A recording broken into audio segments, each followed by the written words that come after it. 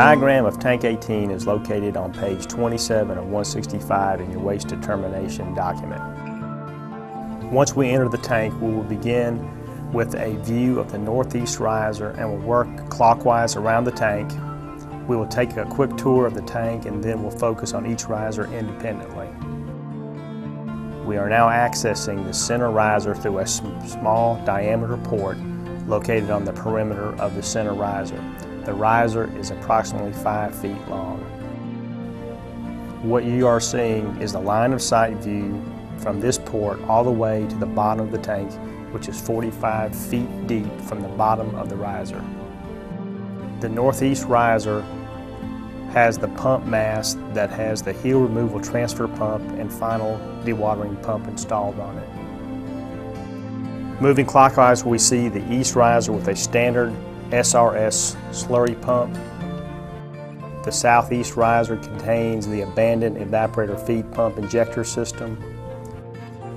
The southwest riser has no abandoned equipment installed that reaches the bottom of the tank. The west riser contains the telescoping transfer pump used to transfer the bulk sludge out of the tank in the 1986-1987 time frame. The northwest riser contains another slurry pump similar to the east riser. As a general note, we would like to point out that throughout the history of the tank activities, such as sampling, routine maintenance, or modifications, a number of items were introduced into the waste tank. These items were left in the tank for contamination control and/or LAR principles. These items include steel tapes, pipes, and other miscellaneous items. The first detailed look will focus on the northeast riser. This riser contained the transfer mast which held the heel remover transfer pump, which is the larger pump located on the right, and the smaller dewatering pump which is located on the left. As can be seen, the bottom portion of each of these pumps, their screen sections, are the only parts that are still in the liquid residual material. Because both of these pumps are centrifugal pumps and free draining and open to the atmosphere, there is very little chance of residual material accumulating besides what is accounted for in the screen area. A mass of abandoned steel tapes can be seen accumulated near the pump suctions. The next view is the east riser, which contains a standard Savannah River site slurry pump that was used to mix a sludge slurry to facilitate the bulk waste removal. This pump is also a centrifugal pump, free draining and open to the atmosphere.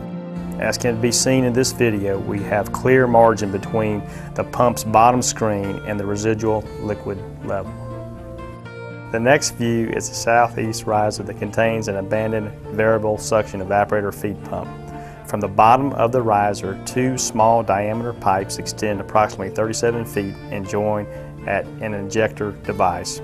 From the bottom of the injector, a stainless steel flexible hose is attached that is approximately 20 feet long. At the end of this flexible hose is a stainless steel cable that was used to adjust the suction level. Approximately 2/3 of this hose is submerged in the residual liquid. The next view is the southwest riser. This riser has no abandoned equipment that span to the bottom of the tank.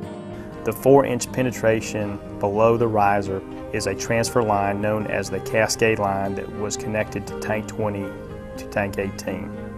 The 6-inch penetration located up in the riser is a common ventilation line that was shared between several tanks. The next view is the west riser. It contains a telescoping transfer pump that was used to transfer the bulk sludge material